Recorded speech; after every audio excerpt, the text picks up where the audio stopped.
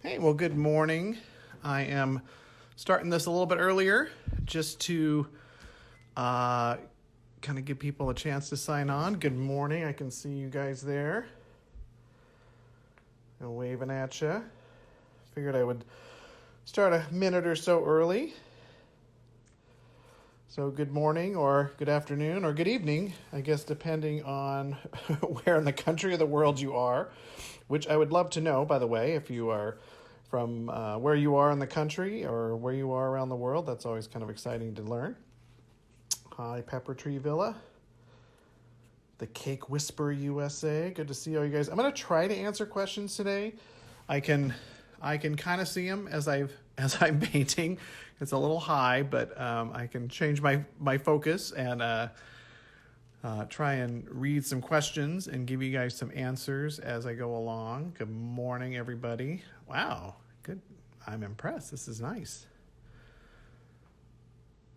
So these are just, my website where I don't sell any Disney work, but I do have a gallery on there of the Disney pieces I have available. And if you're ever interested in one, just contact me and I will let you know when it's available, because I can't sell it to you, but I can let you know when it will be available in the parks. I see San Diego. Awesome. And then this is my Instagram and my Facebook. Also on my website, there is art for sale, but it's more tiki art. And I do have some steampunk castle and some other art that you can get there. So, well, thanks. I make you smile every day. My art's in your hall. That's awesome to know. Thank you so much. Hey, Kate Girl. Looks like 19. Good to see you guys. So as I said, I'm going to show you how I did this little guy. He's just, just different kinds of paper. And as I call it, the magic of paint that makes things look dimensional when they're not, but just using highlight and shadow. Now, obviously, this is not a hyper-realistic pineapple.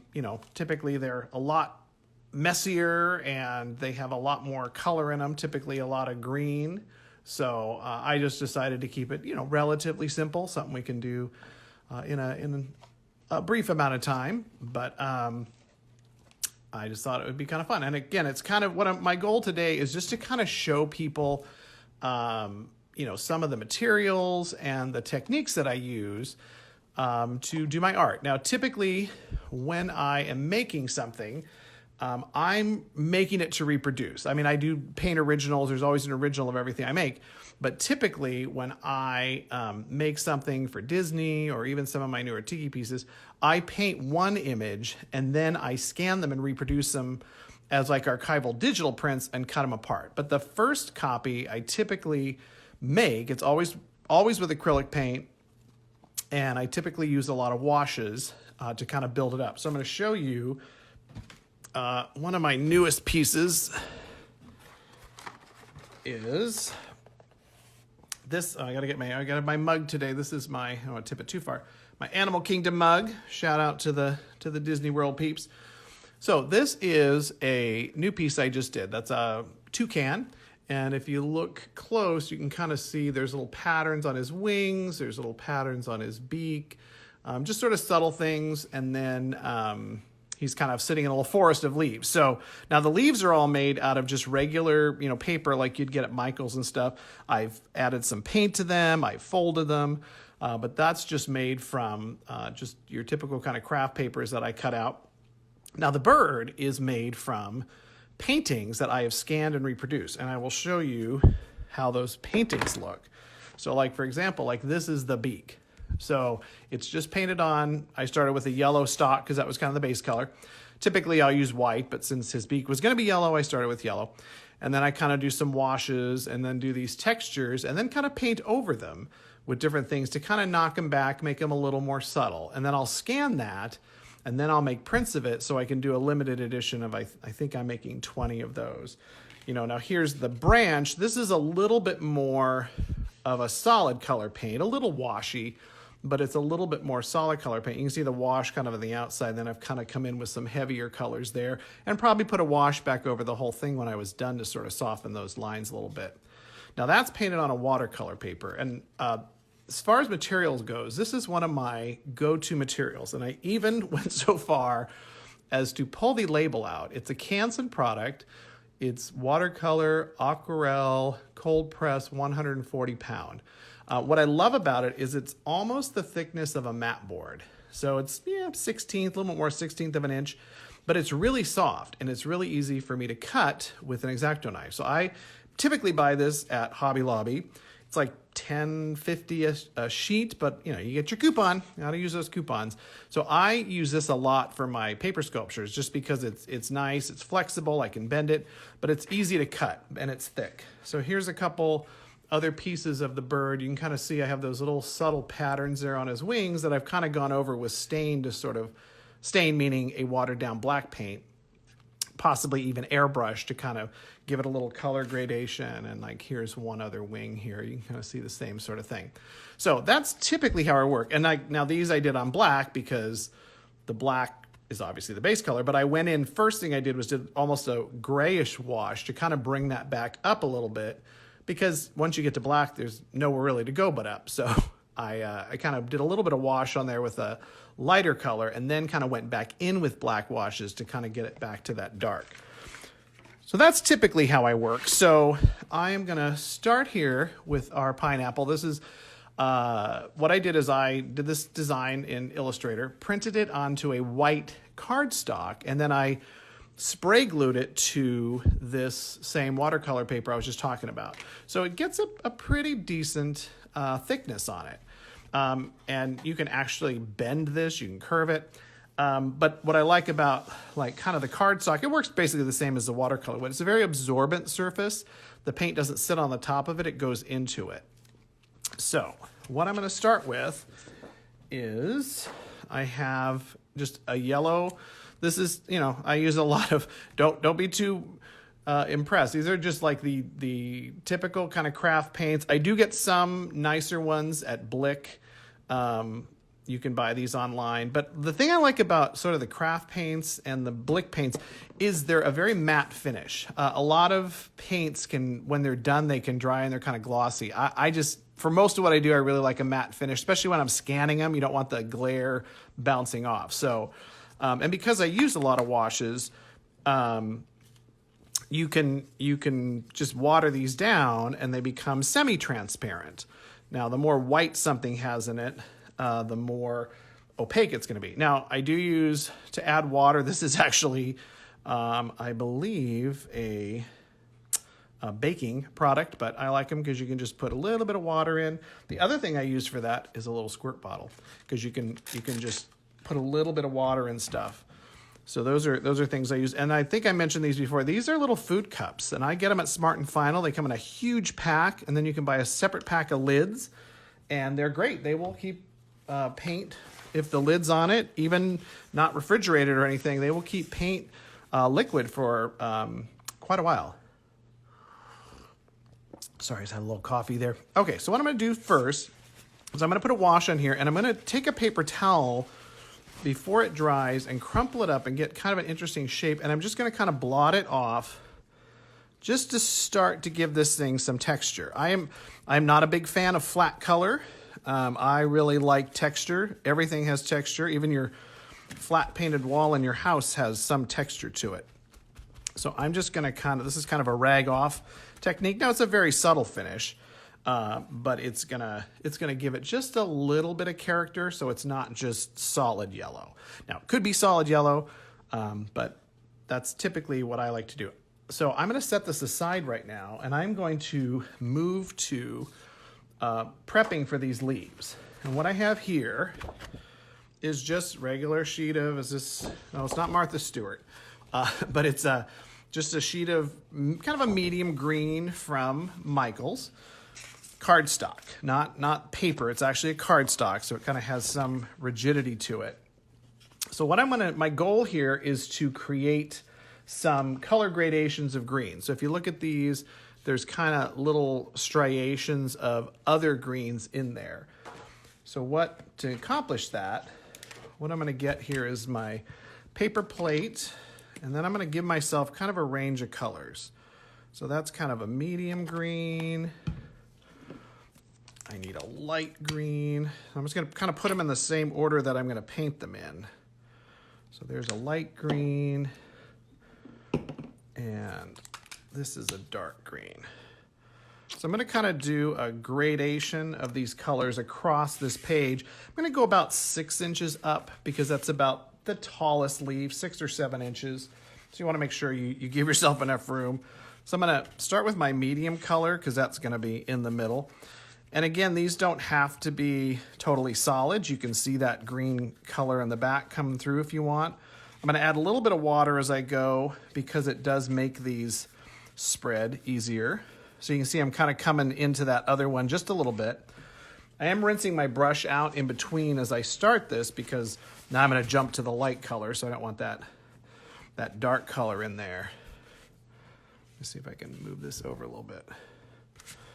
Okay, so yeah, adding water to your paint makes it more washy, but it also just makes it easier to spread. So I kind of have my 3 colors there. Now what I'm going to start doing is going from one to the other. As I pick up color from one, it's going to bring it into the other one. And then I can even come back here and take this middle color and kind of throw some into that green there. So I'm going to rinse out again because now I'm going to move back to the dark. So I get my darks on here. I'm going to take this middle color. And there's no, there is no right or wrong to this. This is very loose. What you're attempting is just to create some interest, so as you cut these into leaves, they have some inherent kind of natural look to them. They're not so, just like a solid green. There is no solid green leaf. They all have little colors in them.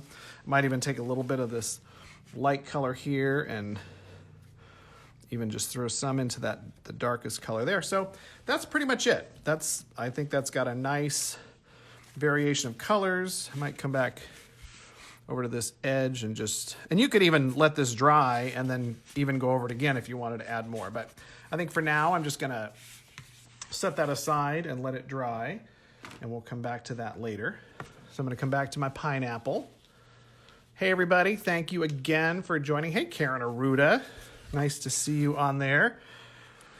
Okay, so I'm back to my yellow. So my next step is going to be, I'm going to come in and I'm going to split all these triangles. I want this to be my lightest color. So I'm going to come in and I'm going to split the bottom and kind of paint them a little bit darker. So what I'm going to do for that is start with my base color. So I'm going to just dump a little bit of that out. And then I'm just going to add some brown, just a regular kind of medium brown. And my rule of thumb is it's always easier to add more. It's really hard to take it out. So, add it sparingly. And then if it's not dark enough, you can add more. And if, you can add more light if you need to lighten it up, but that you wind up mixing massive amounts of paint that you don't need. Now, the thing with washes that's kind of nice is you really need hardly any paint because it's so thin.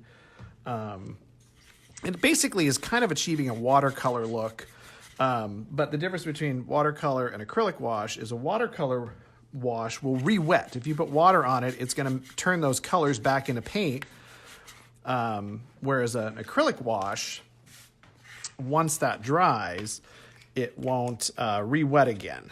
Okay, so I'm going to get a little brush here. Okay, so you could just go straight across each of these triangles, but I'm actually going to bring them up into a little point in the middle because I did look at a pineapple and they have this kind of funny little point there. So just for example, I'm just going to go up and then I'm going to fill that in. And again, it doesn't have to be solid. This is a wash, so it's going to be a little loose, and that looseness or that semi-transparency gives it a little bit more texture. Okay, so this would be a good time if you have a question, because this is going to take me a little while. All right, nice to see you guys. Thank you so much for joining me. And if you don't know, you can you can look on either my Instagram or Facebook page and get a link to my Flickr page where you can download this template. and print it out yourself, and it has the materials list and the colors you need. So kind of when you get to the sides, you're sort of anticipating how that might look when it wraps around the corner there.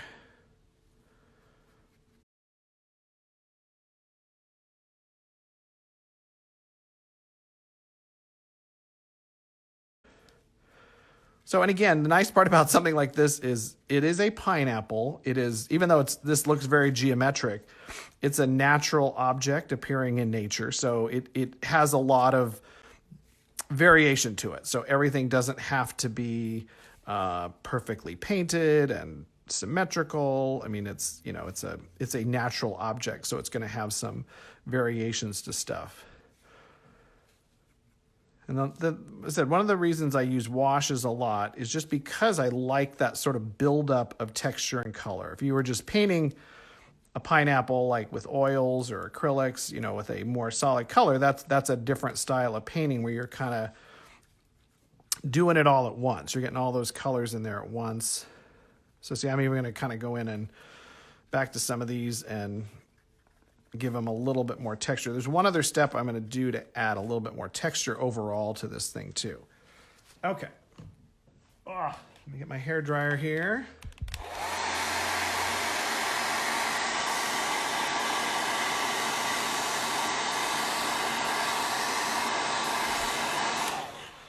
All right. Now, one thing, if like I spray glued this top piece to the watercolor paper, one thing you got to know is heat will loosen that bond. So if you do use spray glue, careful with your heat gun because it will actually cause that glue to come apart.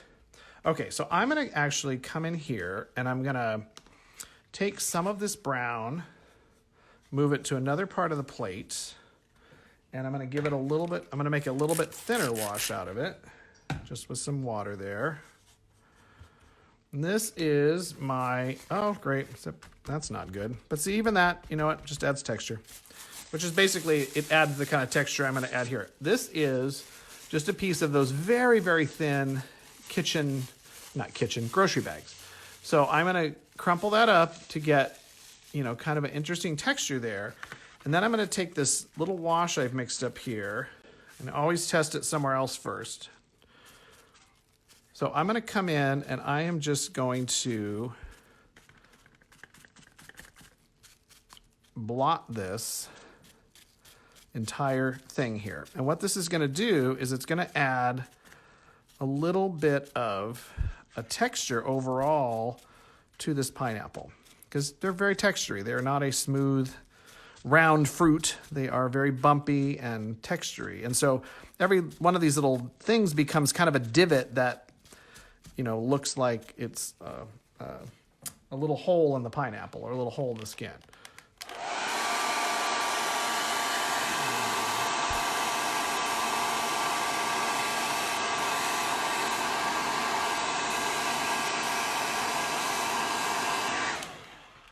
All right, so now I'll hold up a little closer. You can kind of see it's kind of got, like a way more interesting texture and, than just like that solid color. So even that little bit of texture just gives it a lot more character.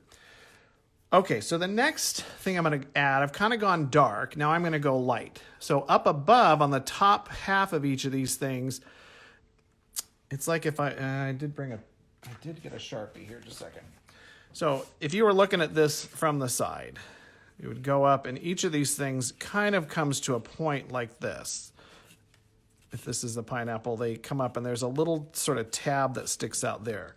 So each one's kind of rounded. So what I'm going to do is I'm going to mix my yellow base coat with a little bit of a cream color, and I'm just going to highlight from that sort of tip up. And what that does is it kind of brings those areas forward, whereas the darker ones kind of are pushing them back. So I'm going to come back to my base color. And this is why it's good to mix up, like, if you need large quantities of things, it's nice to mix them in little cups like this because then you're not constantly remixing colors. Now for this, I'm going to add actually not white, I'm going to add a cream to it because as I've said before, once you get to white, there's nowhere left to go. So you want to kind of reserve your white till the end. And then you can kind of put some highlights on there. So we're just gonna kind of mix those together, get a light color, and then I do want to thin this out. I don't want to put it on as such a thick paint. And again, it's one of those things I can easily come back once it's dry. If I want it to be a little brighter, I can add another layer of this. So I'm going to check that out. Okay, so I kind of have sort of a rounded tip brush. So in each one of these things, I'm going to kind of just give it a little, and you want to always paint the way so rather than like try to turn around and do this, I'm going to do all of this side. Then I'm going to turn it around and do the other side where it's a more comfortable angle for me. So I'm just doing little flicks so it kind of fades out a bit as it goes up. It's a little heavier on the bottom edge and a little lighter on the top edge.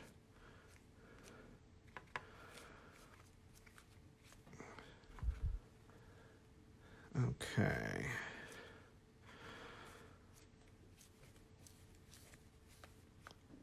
And you got to make sure you hit them all. I think I was doing my sample. I thought it was all done. I was like, wow, I totally missed a whole little section of pineapple there. So now I'm going to turn this in a way where it's more comfortable to do the other side. It really wasn't that different than the first side, but rather than contort your hand, it's better to change the art to where it's a little bit more natural direction. Now you could actually paint this whole pineapple before you cut it out too.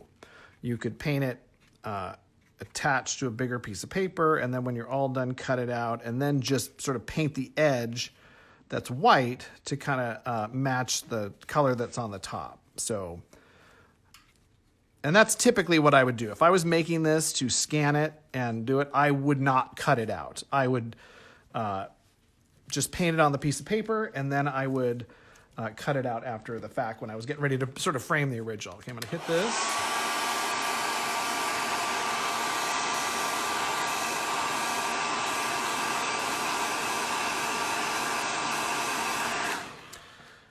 Okay, I think before I've talked about light source. So, you know, the reason things look dimensional is highlight and shadow. So what I'm going to do is typically my light source, I don't know why, always comes from the upper left.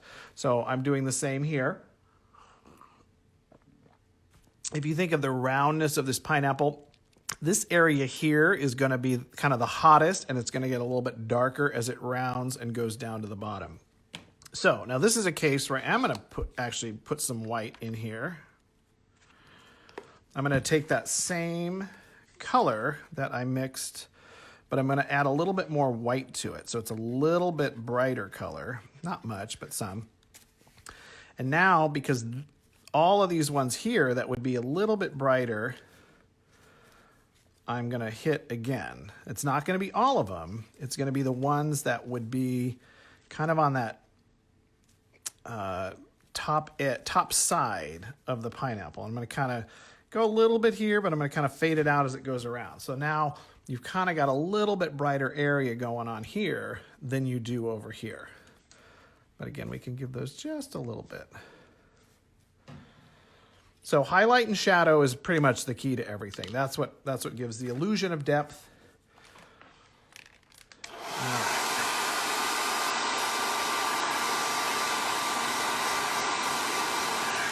All right, so now I am going to do kind of these, I'm going to do the lines coming through it.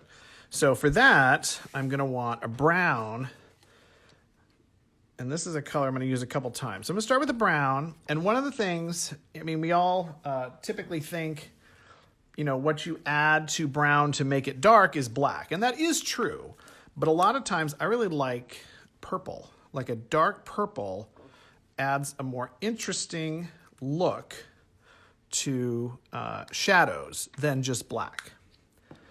I'm actually going to put a little bit of this, I think even this dark green in there that we used on the leaves, because it will, you know, black accomplishes a lot, but it is not always the most interesting color. It kind of dulls the colors down. So I tend to like to use A really dark purple, even dark blues sometimes mixed into your color will make a more interesting kind of shadow color than just adding black all the time. I'm actually going to put a little bit more of that dark green in there. And color's fun. Color is just something to play with and to see how it works. And, you know, you might wind up throwing it out and go, nope, that did not work. I am not using that color. So I'm going to put a little bit more purple in here. So and it was like somebody, oops, that was the wrong end of the brush. It does not work as well. Somebody said to me one time, oh, you should use purple in your shadows. And that was just like some random comment somebody made to me one time. And that just changed things for me enormously. I was like, I tried it and I'm like, wow. So, you know, you just hear little things like that. Okay, so now I'm coming in with a pretty fine brush. But the thing is with these lines is, again, they're not these perfect lines. It's a pineapple. So you want them to be thick and thin, and you know, you do not want a straight solid line. So I'm kind of picking up my brush, I'm pushing it down at different times, I'm wiggling it. These are irregular panels. So I'm gonna create that using my brush. And what this does is this will eventually kind of hide that little printed line there too. So people don't say, oh, well, sure you painted those lines over a printed line, but you know, that's that's kind of how you do it. It was funny. I used to do, one of my first major jobs was doing murals in primarily model homes, and there was no electricity there. I couldn't cover the windows to project anything. So I would come in with the design already blown up on large sheets of paper, and I would use graphite paper and transfer it to the wall. And then I would start painting. And so many times somebody would come in and, you know, first of all say, oh, wow, it looks really neat. And then they'd come up and look at it closely, and they would see that I had a line on the wall. And they would go, oh, well, that's kind of cheating. And my response was, well, no, that's how it's done. You know, like, it is okay to draw it first. Like, you know, like, it was funny, the perception that I would walk in with a bunch of paints and just, you know, put a gray on my brush and paint an elephant from scratch. So it was just amazing to me how many times I got that comment, like, oh, that's cheating. And it's like, no, that is not cheating. That's how it's done. Michelangelo transferred the designs to the Sistine Chapel using a piece of paper with little holes in it that they pounced a bag of chalk through to transfer they called them cartoons, to the surface of the Sistine Chapel. So pretty age-old technique. So I kind of look at that way. If I'm doing something really geometric, I will kind of create a file and sometimes print it and sometimes paint right over it, knowing that eventually those lines are going to disappear because of how I am covering them with paint. All right, so there are my lines there. Oh, I got some new people here. Sorry if I didn't wave to you earlier, but just wave to all those people. Okay, so now that we have that,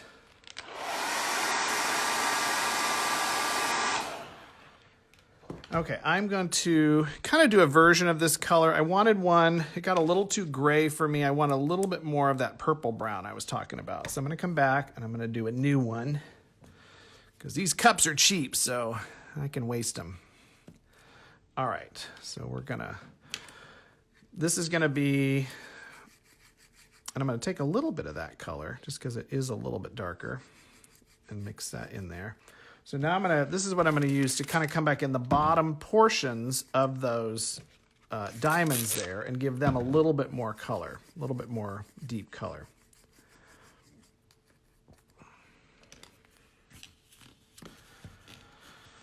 Okay, actually, you know what? I am not. I'm going to go back to my leaves.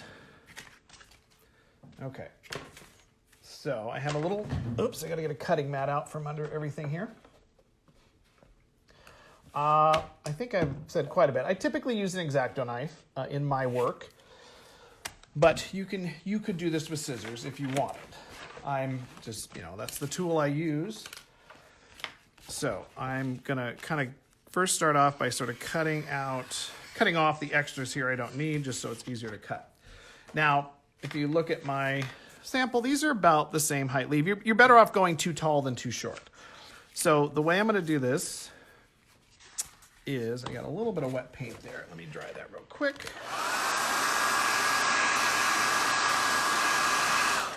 I said in a previous podcast, I don't use a heat gun anymore just because they're too hot and they can melt artwork. They melt these pads, they cause them to buckle. So if I need heat, I go for a heat gun. Now, if you wanted to draw these lines on there, you could turn it over and take a pencil or a Sharpie and you could cut them from the back if you want to do that. I'm not going to do that just because I do this all the time. So I'm just going to start and make my tallest leaf here. Just like that. So there is one. I realize I'm cutting green on green. So now I'm kind of going to come into this area here and I'm going to cut kind of a medium-sized leaf, a little bit more than half. And again, do whatever's comfortable. Use scissors, draw them on first. And then kind of in this little space here that's left, I'm going to do a short one. So I realize that does not show up very well. So kind of in that one little space, I sort of got 3 different sized leaves. So what I'm going to do is basically use that kind of pattern and just go all the way down my sheet. So I kind of got a tall one, and then coming this way, I have a medium-sized one. And remember, again, these are natural objects. This is grass. It is not perfection. So if you cut one and it's like, that's not really what I wanted, it's okay. Now here you can kind of see an example of just, like how neat that looks with those other colors mixed in there. And actually when I did this yesterday, this is a 12-inch wide piece of paper and I wound up not even using all of the leaves I cut from this section. I had about 3 or 4 extras. So the reason I'm coming back to this is because I am going to shade these leaves too, and then that'll give them a chance to dry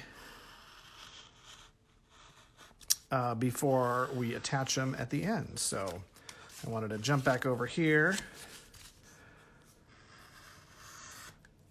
Okay. So yeah, it's a lot of leaves. But what's cool is having all these different colors. I mean, you see the difference between that leaf and that leaf. That's more interesting than just, every leaf being the same green. Okay, I'm going to do a big one. And, I've talked before about the difference between skills and talent. Cutting is a skill. And the more you cut, the more skillful you get at it. So, don't rush. I have cut myself. I don't cut myself too much when I'm actually cutting. I cut it when the knife's laying on the table and I reach to get something. And that's when I cut myself. Okay, so I kind of have these leaves here. And I'm going to bring back my colors here. And on anything that's light... what's the brush I want?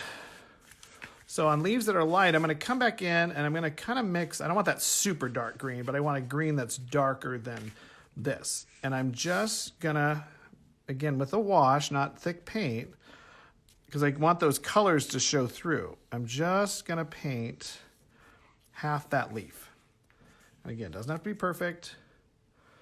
So we're going to have to set all these somewhere over here for them to dry. And then as I get to the darker leaves, and you can pick either side. It doesn't have to be it shouldn't be the same side on every one. That would look a little weird. I think that one's not quite dark enough. And again, these are washes. So if it dries and you say, that's not dark enough, put another layer of the wash on. Because you've spent so much time creating these nice striations of color, you don't want to totally obscure them with this step. I was about to ask that question. All right, well, there you go. Glad I answered it for you, Karen. And then what I'm going to do after these dry is I'm going to score that line right same line I painted. And then that way we can actually bend those leaves.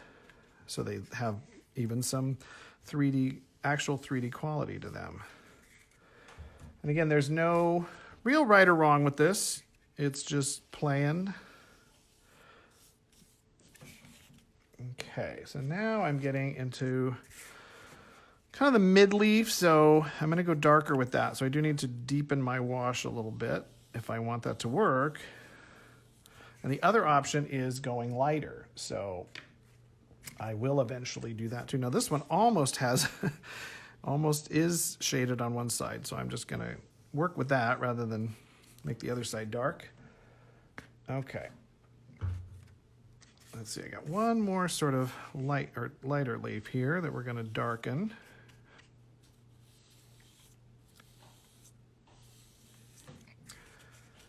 All right, so now I'm into my dark leaves. So instead of going darker, which would be tough to do because it would start getting really black, I'm actually going to mix up the lighter color and come into those and kind of give it a lighter color.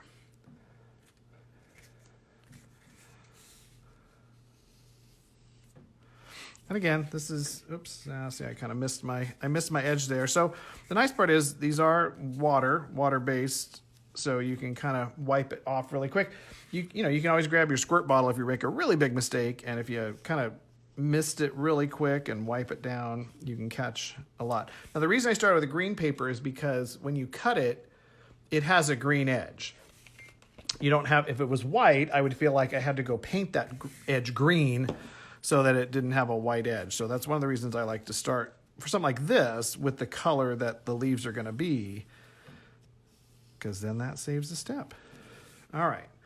I think that's, oh no, I had a couple more hiding over here. All right, so you get the idea. And again, you can come back into these. You can really, you could take an airbrush and kind of highlight the tips where the light would hit them the most. All sorts of stuff you can do. Boy, there is a lot more leaves. That's why I said you're not going to need all these, but it's better to have too many, and because sometimes you get them done and you're like, I don't like the way that one turned out, or that one doesn't look as good as the other one. So it's good to have some extras so that you feel good about tossing some. All right, I think that's it. I have one more. This one's kind of a mid color, but I'm still going to go lighter on it because that's the color I'm using. All right, so my leaves are all over here drying. Now, I'm gonna come back to the pineapple. All right, thank you. I was looking for questions. I saw a nice compliment there. Thank you very much. So I'm gonna come in with this sort of purpley brown. I think I need a little bit more water in there. So now I'm gonna start adding a little bit more to the bottoms here, just by kind of giving that, and I'm going to take a second brush and just kind of fade that out. It has a little bit of water on it, but not a lot. So I'm just going to put, just almost like kind of drawing lines up, not all the way. You don't want to go all the way up here because you don't want to change all of the color. But then I just kind of take that second brush, a little bit of water, and kind of fudge that edge so it's not a hard edge. And that's going to push that bottom corner a little further back visually.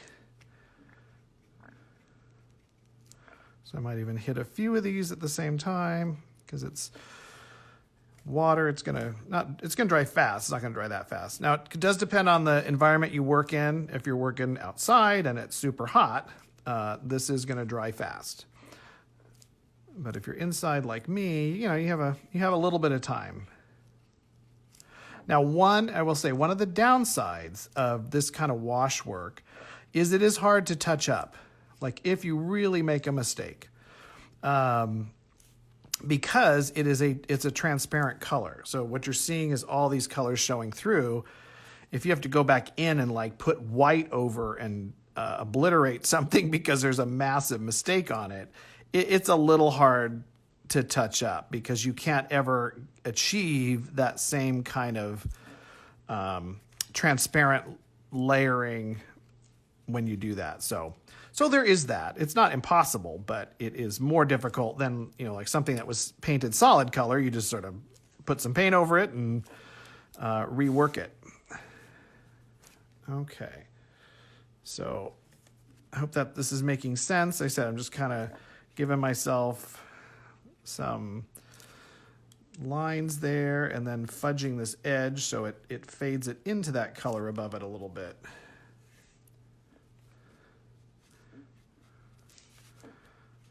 Now, there's a lot of these little diamonds on here. Okay. But the good news is we're almost done.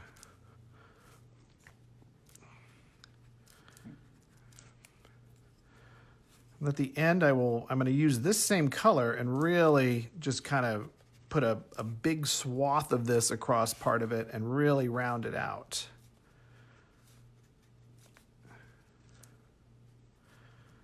Okay. And again, you can go back in with this even and do kind of a smaller version of this at the very bottom and even knock that back a little further. Because that's the thing with light and shadow, I've said before, things that are dark recede and things that are light come towards you. And that's the illusion you achieve with paint. Okay, let me know if you have any questions. I'll try and look up occasionally and see if I missed yours earlier. Shoot it out there again. Thank you all again for spending part of your Saturday with me. These are really fun. Wasn't able to pull one off last week, but I will try for weekly. It may become every other week. We'll see. Okay, now when you get to the bottom, these are sort of darker in general, so they can fill up a little bit more of that space than trying to leave that lighter brown showing there. Okay, did I get all my spots? I think so.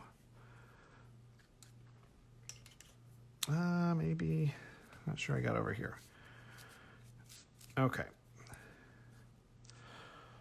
All right, thank you. All right, you're welcome. Happy to share them. Okay, we're gonna...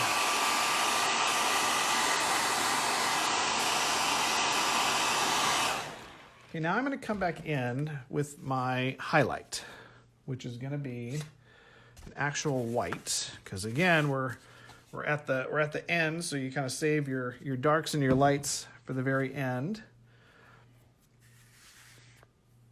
So I'm gonna actually start. I'm gonna correct that. I'm gonna go back to that's white. I'm gonna go back to the cream. I'm gonna start with a cream highlight, and then at the end I will add a little bit of white. So I'm gonna go, this is the tops of each of these little things here. So they're all gonna get, the brightest point's gonna be here, so it's gonna start there and go out rather than the other way around. Oops, I got a little blob of paint in there. So this is my highest point, and then I'm just gonna kind of, fade them out as they go off to the edge there. This is where you gotta be careful you don't smudge it with your hand, which I do all the time. Okay. And I'm not worried about these being so white down here because I'm going to come back in with a wash at the end and really, and kind of knock, oops, that was not good.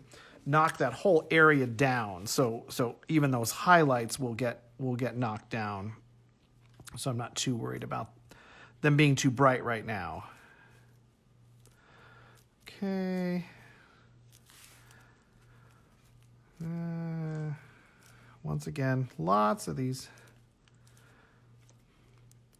So the reason I'm doing cream is because it's kind of like a base coat on the highlight, and then based on the direction of the light source, I'll come back over these ones I'm painting right here with an actual white.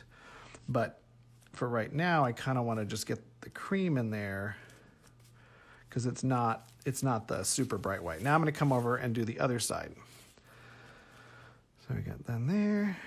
I should just go in a row so I make sure I don't miss any.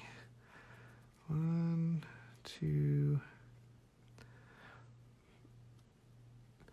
Okay, this has been amazing. Wow, how do you attach the leaves to the top?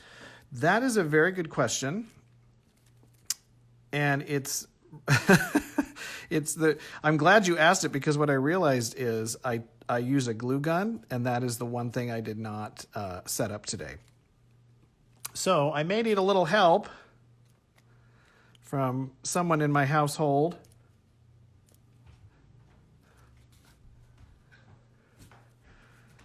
So yes, so I will use a glue gun for that, which is being retrieved for me as we speak. Now you can use glue. You can use all sorts of paper glues and stuff. You know, for something like this, I'll typically use the hot glue because it's fast, and it grabs. It's done. You move on, and because there's so many layers of these leaves, you're kind of gluing layer on top of layer. That'd be really hard to do with regular glue. You'd have to wait, an hour or two between each layer drying in order to be able to move on for that. Okay, so this is a glue gun. So I'm just going to plug this in, and then it'll be ready. So thank you so very much for asking that question, because I would have got to a point where I'd be like, all right, now we're going to glue the leaves on, and that didn't happen. Okay, so now I've got these little highlights. This is where I'm going to come in with the very, very whitest white. And I'm going to go back over most of the ones I started with here, because again, light source is coming this way.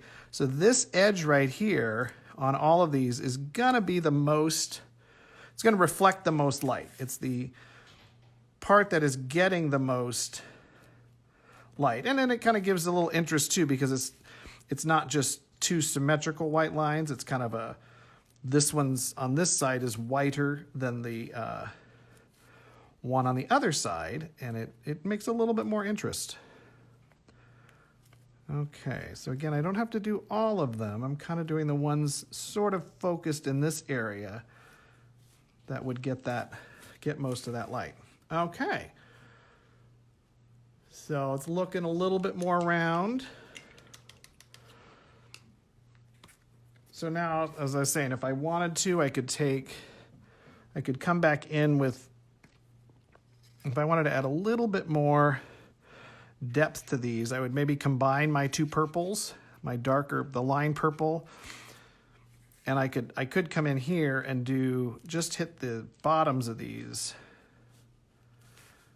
And again, this is one of the things, is knowing when to stop. Like knowing when enough is enough. You could keep adding and adding and adding. I could sit here for hours. I could start adding greens in here and, really, really work this. Sometimes that is the hard part. And I have a lot of artists tell me this. It's like, it's hard knowing when you're done. And there is a point where, I can be perfectionistic and just like everybody else, but at some point you got to realize I got to move on. Like this is good. Like this is nice. It's complete. It's not incomplete. It's complete. Nobody knows. I could have done 20 other steps on here. So that is a battle a lot of artists face, and you have to just get comfortable with the point where you can leave. Now, I talked about when I did murals, I always did more than I was asked to do, and that was just kind of my work ethic. And I would catch myself sometimes and think, I could have left 2 hours ago, and nobody would have ever known the difference between like that version and the final version. And I kind of said, except that I would, like I kind of did it to my satisfaction. And that's not a bad thing. At some point you can take that a little too far. So it is a fine line. So you have to be able to make that call sometimes. Okay. So that was not a totally necessary step, but it does add another layer of depth. Okay. So now we're going to come back to our leaves. I'm going to get my little mat back here. Okay. Now I'm going to score. And if you don't know what scoring is, I'm still using a knife now. This happens to be a broken knife that's a little dull, which is what you want. And this is another technique that you kind of learn from doing. I just realized it's really hard to see because it's green on green. So I'm going to put this paper down. Okay, so what I'm going to do is I'm just going to use this knife and not push super hard, but I'm just going to run it as close as I can along that painted line. And what that allows me to do is then bend that piece of paper. So I'm going to bend it. It's not the way I want it to bend, but I'm going to bend it that way first to get it started, and then I'm going to fold it back the way I want it here. And then I'm going to even, I lost my line, but it's okay. So then I'm going to crease it there. So then, now I have like kind of a nice 3D leaf. Same thing. So I'm going to just try to power through these.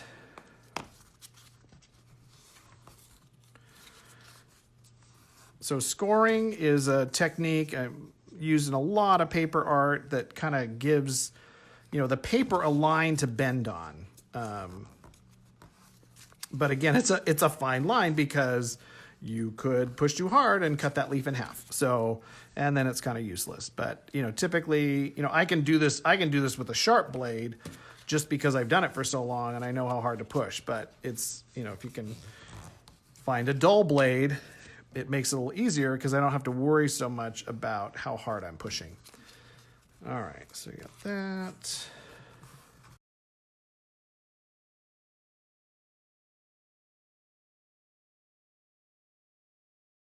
Last leaf. That one's pretty dark, but we'll see. And we're probably not going to use that one.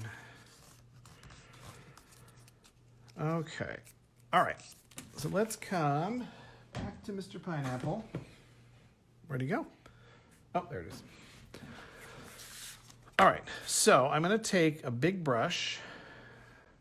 And I'm going to take this purpley wash.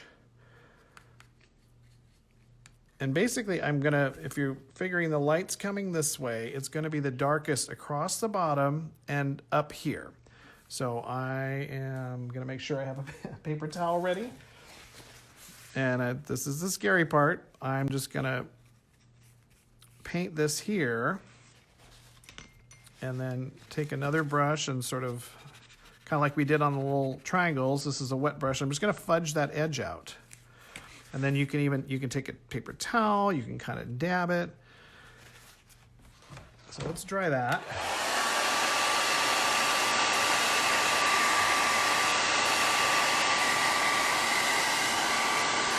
Oops.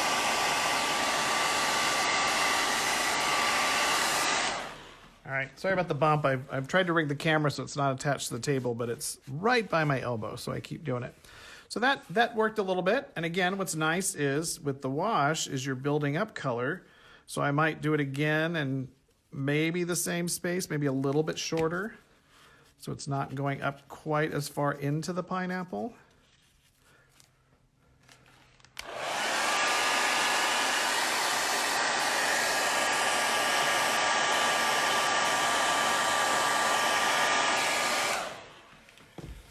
All right, so there you can kind of see that kind of adds that little shade. Sorry, I have a brush in my mouth. You could bring a little bit up here because this is kind of wrapping around too.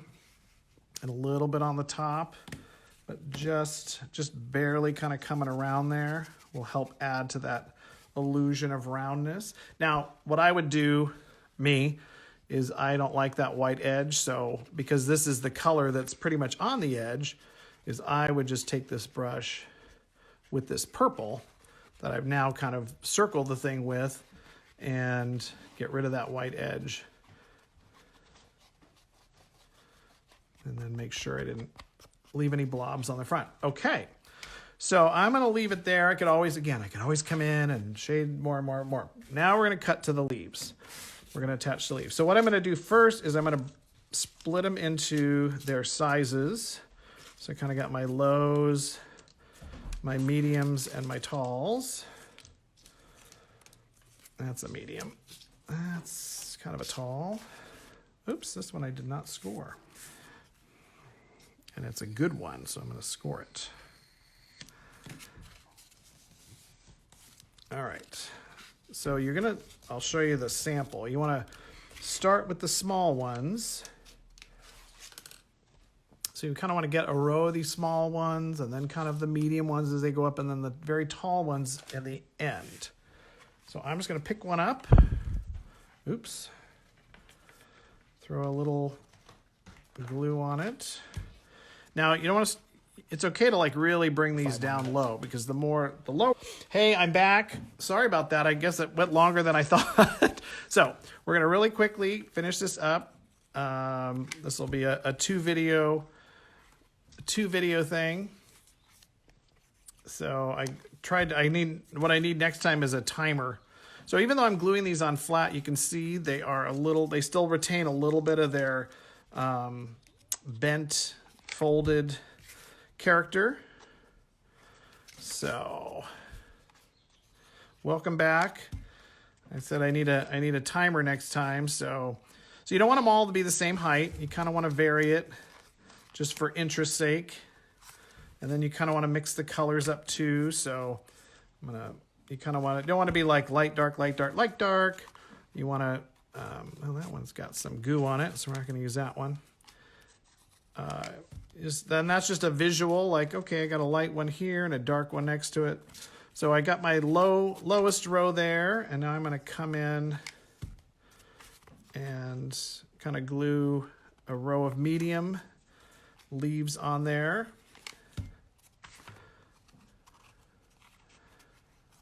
All right. So thanks again for watching. I hope this was fun, and I hope some of you guys take a stab at this. And if you do, post it and tag me and send it to me so I can be all proud. All right, so then the last but not least, I'm going to kind of do my tallest row here. Again, kind of mixing up my colors. So I got a light one there.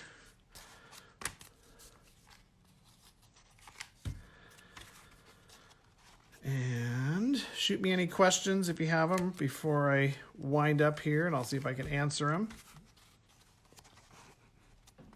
It's very pineapple-y. I'm not sure what to do with this. I don't know if it's like a framed piece or if it's just something you stick on a wall or stick on a shelf. I made a tiki robot last week, and it was a tiki bar robot, and I made this little tiny pineapple he had in his hand, and that's what made me think of doing this, because I'm like, that was kind of fun to paint. So maybe I'll do a pineapple. All right.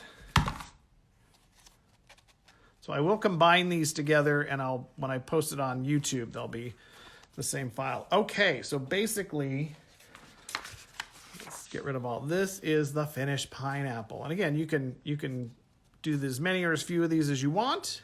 And the other thing you can do, the nice thing about this board, this watercolor paper too, is you can curve it. You can round it over, a bottle or something, or just do it by hand, and even give it some, physical roundness and stuff. So thank you all again. Thanks. Sorry about the drop off there. I gotta pay better attention to my timing. Did you say you would post a tutorial?